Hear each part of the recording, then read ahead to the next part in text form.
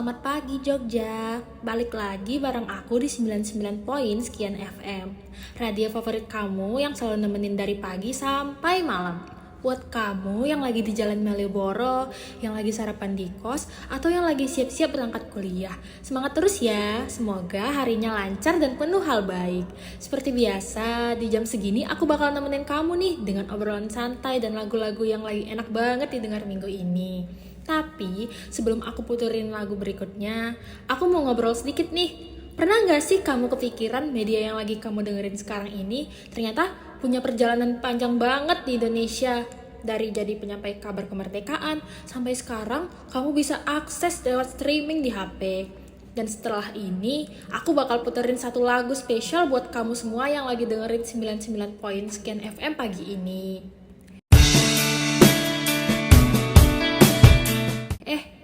Sebentar, ini kita lagi siaran radio ya? Ya ampun, maaf banget, ternyata ini bukan siaran beneran. Halo semuanya, kenalin nama aku Tamara Putri Adrialina. Kalian bisa panggil aku Ara dengan nomor induk mahasiswa 1532502110. Nah, jadi di video kali ini aku bakal ngejelasin apa ya? Penasaran gak sih? Kalau aku sih jujur enggak.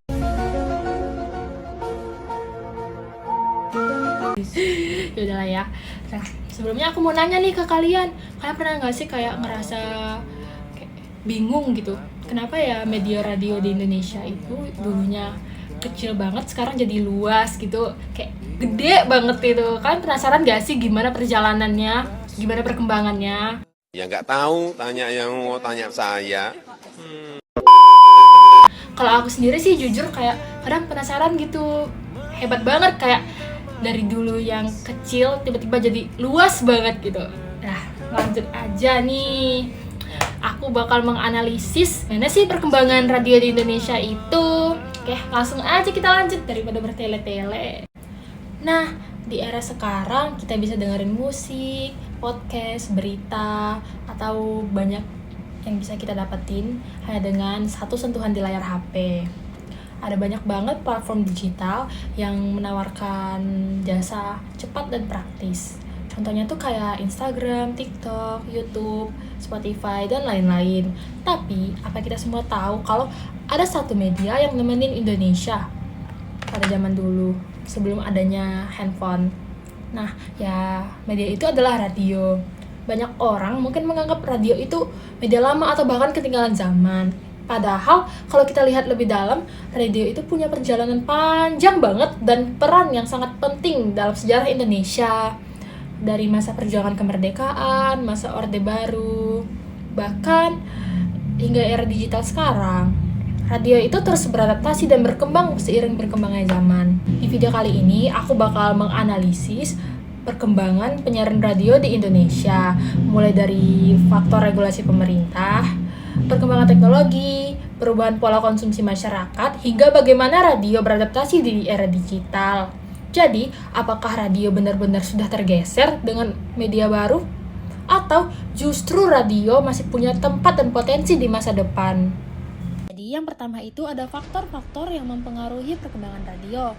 Yang pertama, dari sisi regulasi pemerintah. Perkembangan radio sangat dipengaruhi oleh kebijakan negara, terutama sejak adanya Undang-Undang Nomor 32 Tahun 2002 tentang penyiaran. Lewat undang-undang ini, sistem penyiaran di Indonesia jadi lebih terstruktur. Di situ diatur bahwa lembaga penyiaran dibagi menjadi penyiaran publik, swasta, komunitas, dan berlangganan. Artinya, radio itu nggak cuma milik negara, tapi juga bisa loh dikelola oleh swasta dan masyarakat.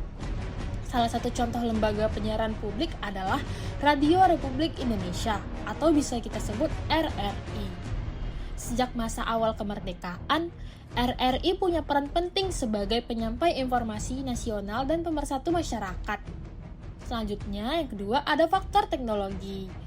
Awalnya, radio itu menggunakan gelombang AM yang jangkauannya luas, tapi kualitas suaranya kurang jernih. Lalu berkembang ke FM yang kualitas audionya lebih bersih dan cocok untuk siaran musik. Sekarang, radio sudah masuk ke era digital. Banyak stasiun radio yang menyediakan layanan streaming melalui internet. Sehingga Pendengar bisa mengakses siaran lewat HP dari mana saja. Bahkan, siaran radio juga diubah loh menjadi podcast supaya bisa didengar ulang kapan saja. Ketiga, perubahan pola konsumsi masyarakat. Dulu, orang-orang mendengarkan radio di rumah bersama keluarga, teman, atau sama pasangan. Sekarang, orang lebih sering mendengarkan radio sambil berkendara, bekerja, atau bahkan melalui aplikasi di smartphone. Perubahan gaya hidup ini membuat radio harus menyesuaikan kontennya. Penyiar jadi lebih interaktif, topiknya lebih ringan dan relevan, serta memanfaatkan media sosial untuk berkomunikasi dengan pendengar. Setelah kita ngebahas dari sisi sejarah, regulasi, sampai adaptasi digitalnya, sekarang aku mau geser sedikit nih sudut pandangnya. Nah, tadi kan kita udah ngebahas nih berdasarkan kacamata analis media. Nah, sekarang itu aku mau lihat sudut pandang aku sendiri tentang radio sebagai mahasiswa di era digital ini.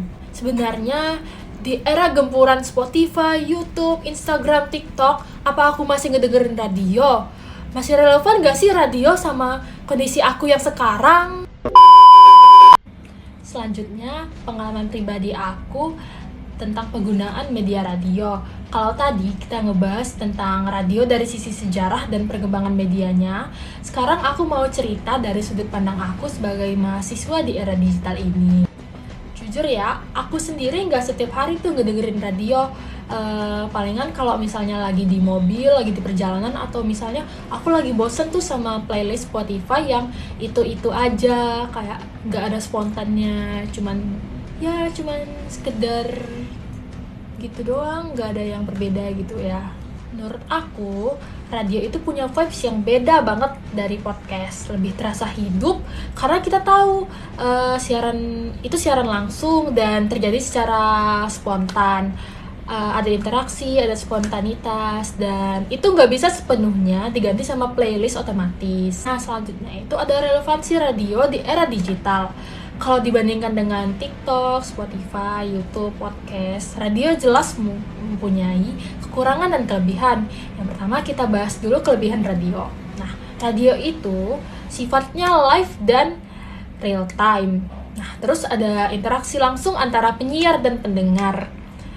Selanjutnya bisa jadi teman tanpa harus fokus melihat ke layar. Kalau kekurangannya itu, kita nggak bisa pilih lagu sesuka hati. Terus harus mengikuti jadwal siaran. Terus kita kurang fleksibel dibanding podcast yang bisa diputar ulang kapan saja. Tapi menurut aku, justru di situ uniknya radio. Radio itu kayak temen yang nemenin secara spontan gitu loh.